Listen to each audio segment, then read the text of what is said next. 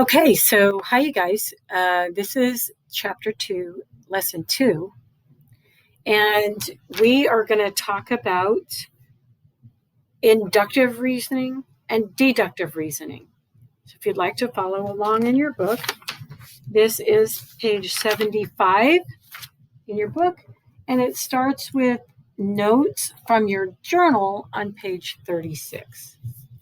So as you can see, we are going to start here with the following statements. If the stove is on, then it is hot. If the stove is hot, then you can cook. So is the statement, if the stove is on, then you can cook, true? Just think about that as we're going through this. Again, we're going to talk about the difference between inductive reasoning and deductive reasoning. So, wait, where'd my journal go? We're going to go to our student journal and talk about a couple of definitions. Okay, so we're not doing this exploration, but as you can see, we have some vocabulary here. We have conjecture, inductive reasoning, counterexample, and deductive reasoning. Conjecture is an unproven statement that is based on observation, sort of like a guess, but a smart guess. I wonder why it's not letting me move that. And you are using inductive reasoning when you find a pattern in specific cases and then write a conjecture for the general case. So if you notice something all the time, and then you make an observation about it, then that's using inductive reasoning right here. If you find one counterexample, in other words, a counterexample shows that if you find one example where your conjecture is false, even one, then that means that your conjecture must be false. And that's true. And that's what a counterexample is. So a conjecture is true if and only if you can prove it for every single instance. You can make an inductive reasoning based on observation. And a counterexample is simply one example that disproves your conjecture. Okay, so my pen, how do I get this? There we go. I'm playing around with this. So a conjecture is an unproven statement that is based on observations. You use inductive reasoning when you find a pattern in specific cases, and then you write a conjecture for that general case. To show that a conjecture is true, you must show that it's true for all cases. You can show that a conjecture is false by finding just one counterexample. And that just means that one example where your guess is not true. I'm going to go through a few examples after this, but the only other part of 2.2 that we're going to talk about is deductive reasoning. And deductive reasoning is using facts, definitions, accepted properties, and the laws of logic to form a logical argument. Some people are better at this than others. This is different from inductive reasoning because you're almost like looking backwards. Okay, so deductively means something that you can figure out in a different way.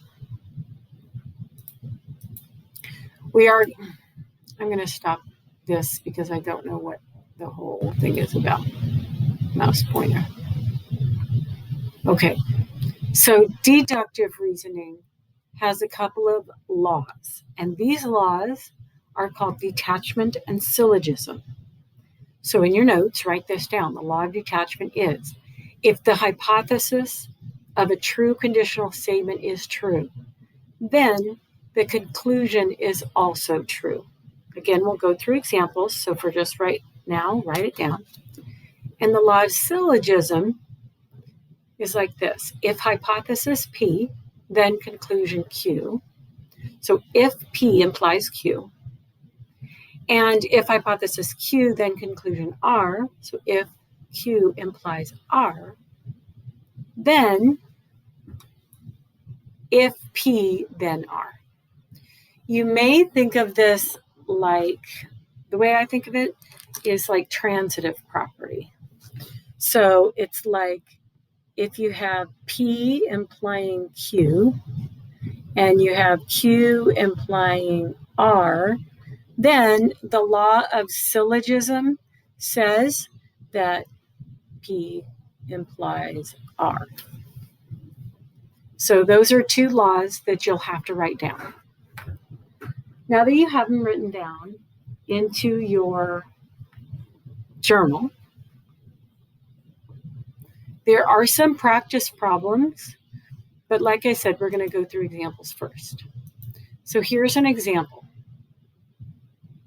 Describe how to sketch the fourth figure in the pattern, and then you're going to sketch it. So you're looking at three specific cases, and then you're inductively reasoning what the fourth one will be.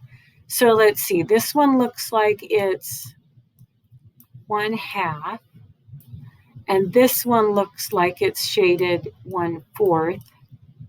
This one looks like it's shaded 1/6. So inductively, if you were going to look at this example, like what would you say the next one would look like? What would your sketch look like?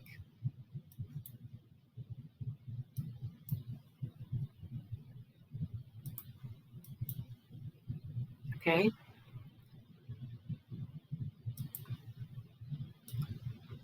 So I'm going to erase those so you can see. I would probably draw the fourth figure by dividing a circle into eighths. And then I would shade the section just above the horizontal segment at the left. So it'd probably look like that, figure 4. That's called inductive reasoning because you looked at 3 cases and then you came up with a fourth. Second example. Numbers such as 3, 4, and 5 are called consecutive integers. Make and test a conjecture about the sum of any 3 consecutive integers. So you find a pattern. Here's some patterns. 3 plus 4 plus 5 equals 4 times 3. 7 plus 8 plus 9 equals 8 times 3, and so on.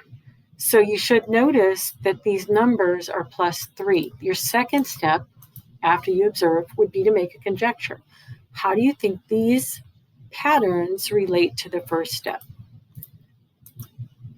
So you're going to say it's 3 times the second number. So 3 times 4, 3 times 11, 3 times 8, and 3 times 17. Then you would test your conjecture with a few other numbers, see if it works, and yes, it does work. And then that would be it, make and test. Third example. A student makes the following conjecture about the sum of 2 numbers. Find a counter example to disprove the student's conjecture. So this student says, the sum of 2 numbers is always more than the greater number. Think about that for a second. The sum of 2 numbers is always more than the greater number. So what this student is not thinking about, probably, we can find a counterexample. You have to find a sum that's less than the greater number. I can think of negatives. Okay, all you need is one example and you're done. So -5 is not greater than -2, therefore the conjecture is false. Again, that's a logical thinking thing. Example 4. If 2 segments have the same length, then they are congruent. you know that BC equals XY. So using the law of detachment, what statement can you make? So remember what detachment says. If the hypothesis is true, then the conclusion is true. So because BC equals XY satisfies the hypothesis of a true conditional statement, the conclusion is also true. If two segments have the same length, then they are congruent. The segments having the same length is your hypothesis, and they are congruent is your conclusion. And so BC equals XY satisfies that hypothesis. Example 5. If possible, use the law of syllogism to write a new conditional statement that follows from the pair of true statements. So if x squared is greater than 25, then x squared is greater than 20. If x is greater than 5, x squared is greater than 25. So is it possible to say, like, this would be P and this would be Q? We'd have to figure out what they are. So if you take a look, notice the conclusion of the second statement is the hypothesis of the first. Okay? So you've got to make sure you know which one's the hypothesis and which one's the conclusion. The order in which the statements are given does not affect whether you can use the law of syllogism, but you can rewrite it. Okay? Here's what it should look like.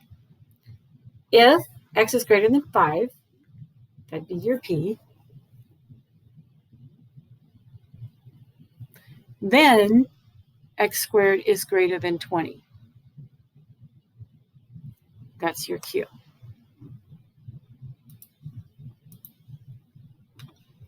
Okay, so if,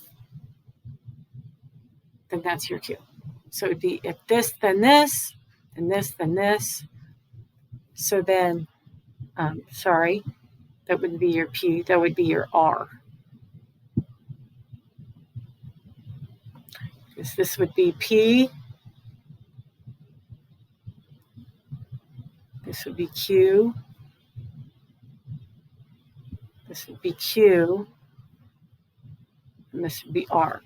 So the way syllogism works, again, you go from P to Q and then Q to R, therefore you could make this statement, P implies R. The second one, if a polygon is regular, then all angles in the interior of the polygon are congruent. If the polygon is regular, then all its sides are congruent. But neither statement's conclusion is the same as the other's hypothesis. They're both the same thing, so that's just not true. And I thought I had one more example. Okay, here's example 6. Let me make sure I erase this stuff here. What conclusion can you make about the product of an even integer and any other integer? So if you think about it, just think of even numbers here. So even whole numbers. What can you say about an even integer and an other integer? So you have to just come up with some numbers, like look for a pattern. And then you figure out what the pattern is. That's making a conjecture. So here's some examples. You notice, well, I noticed they're all even numbers. So even integer times any integer equals even. Then let's say n and m are any integer, then deductively show that the conjecture is true, meaning you've got these examples go the other way. So 2 times n, meaning any number, is an even integer because any integer multiplied by 2 is even. 2 times n times m, so you multiply all of them, is also an even integer. Therefore, 2 times n times m is an even integer. That's deductive reasoning. And last example. Let's see if I can get this done. Last, decide whether it is inductive or deductive. Explain your reasoning. Each time Monica kicks a ball up in the air, it returns to the ground. So the next time Monica kicks a ball up in the air, it will return to the ground. Okay, is that inductive or deductive? It's inductive because a pattern is used to reach the conclusion. B, all reptiles are cold-blooded. Parrots are not cold-blooded. Sue's pet parrot is not a reptile.